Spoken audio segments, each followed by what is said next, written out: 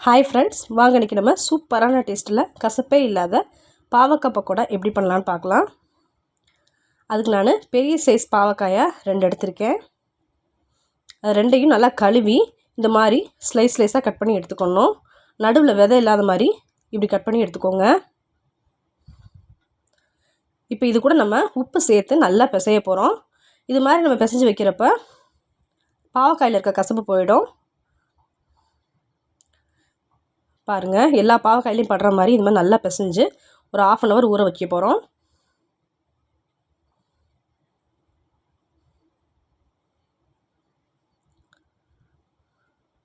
இங்கே குழம்பு எது செஞ்சாலுமே இந்த மாதிரி ஒரு 1/2 hour உப்பில் போட்டு நல்லா பிசைஞ்சு ஊற வச்சுட்டு செஞ்சிங்கன்னா அதில் கசப்பே இருக்காது. 1/2 hour ஆயிடுச்சு. இப்போ நம்ம அதில் தண்ணி சேர்த்து நல்லா கழுவ போகிறோம்.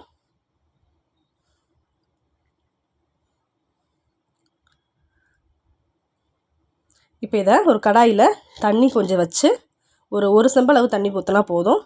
அதில் இந்த கழுவி எடுத்த பாவக்காயும் போட்டு நம்ம வேக விட போகிறோம். உப்பெல்லாம் சேர்க்க வேண்டாம், ஏன்னா நம்ம ஏற்கனவே உப்பு போட்டு பிசைஞ்சு வச்சதுனால அதில் கொஞ்சம் உப்பு இருக்கும்.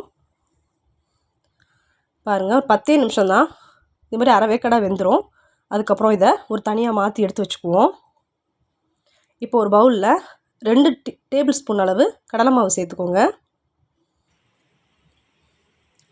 1/2 டேபிள் ஸ்பூன் அளவு அரிசி மாவு சேர்த்துக்கோங்க. 2 டேபிள் ஸ்பூன் அளவு மிளகாய்த்தூள் சேர்த்துக்கோங்க. இது நான் காஷ்மீரி மிளகாய்த்தூள் எடுத்திருக்கேன் கலருக்காக. உங்களுக்கு நீங்கள் எந்த மிளகாய்த்தூள் சேர்க்கணுமோ அதை சேர்த்துக்கோங்க. ஒரு 1/4 ஸ்பூன் அளவு பெருங்காயத்தூள் சேர்த்துக்கோங்க. உப்பு தேவையான அளவு சேர்த்துக்கோங்க. பாருங்கள், இந்த மிக்சரை எல்லாத்தையும் நம்ம இந்த மாதிரி மிக்ஸ் பண்ணி எடுக்க போகிறோம். நல்லா மிக்ஸ் பண்ணி விடுங்க. இப்போ நம்ம வேக வச்சு வச்சுருக்க பாவக்காய் உள்ளே சேர்த்துக்கலாம்.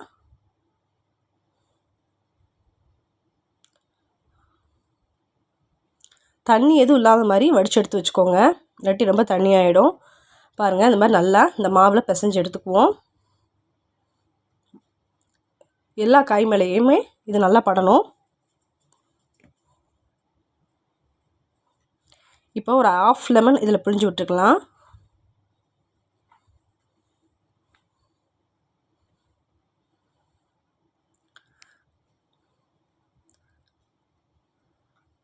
இதையுமே சேர்த்து நல்லா பிசைஞ்சு எடுத்துக்குவோம்.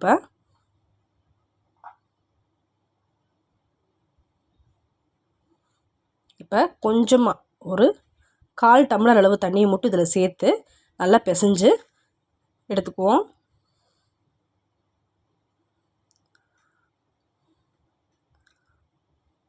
பாருங்கள், இந்த மாதிரி நல்லா கடாய் எண்ணெய் ஊற்றி இதை ஒன்றா போட்டு பொரிச்சுங்க.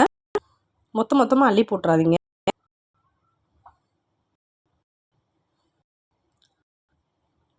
இந்த மாதிரி பொரிக்கும்போது ஒவ்வொன்றா நல்லா ஃப்ரை ஆகிருக்கும்.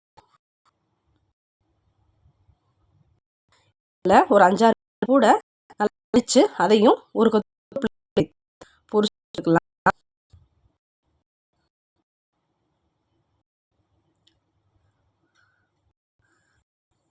இந்த பாவக்காய் பக்கோடா பெரியவங்க மட்டும் இல்லைங்க, சின்ன குழந்தைங்களும் நல்லா விரும்பி சாப்பிடுங்க.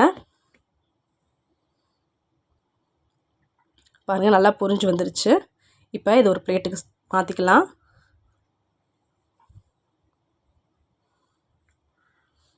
இது மாதிரி நான் எல்லா பாவக்காயுமே பொரிச்சு எடுத்துட்டேன். பாருங்கள், பாவக்காய் பக்கோடா சூப்பராக ரெடி ஆயிடுச்சு. நீங்களும் செஞ்சு பார்த்துட்டு எப்படி இருந்ததுன்னு கமெண்ட் பண்ணுங்கள். மறக்காமல் லைக் பண்ணுங்கள், ஷேர் பண்ணுங்கள்.